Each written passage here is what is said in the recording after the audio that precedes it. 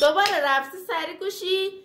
تو میخوای چی کاره بشی در آینده؟ اون دختر خالته ببین رفته دکتر شده، این همسایه بغلیمون بچش مهندسه و وقت من بگم بچه چه هنری داره همین فقط بیاد این استعاره بکنه اچیلیک از خودش عکس بگیره. باز شروع کردی؟ مامان منم خب صبح تا الان داشتم میخوندم به خدا. مامان گوش نمیدالم یسی میخواد. آره جونی امید بس گرم تو داری میخونی خودتا کشته ای از درس خوندن کوف بخوری تو از خوردنی خبری نیست. دختر خالدا ببین اصلا اون که غذا نمیخوره روزی یه دفعه هوا میخوره شد از پوستا و سخون تو که همش داری مثل گاو میخوری. خاک تو سرت کنه حداقل یه جوری خودتا میکشتی که آبرون جلو اون خالا دو دختر خالت نره.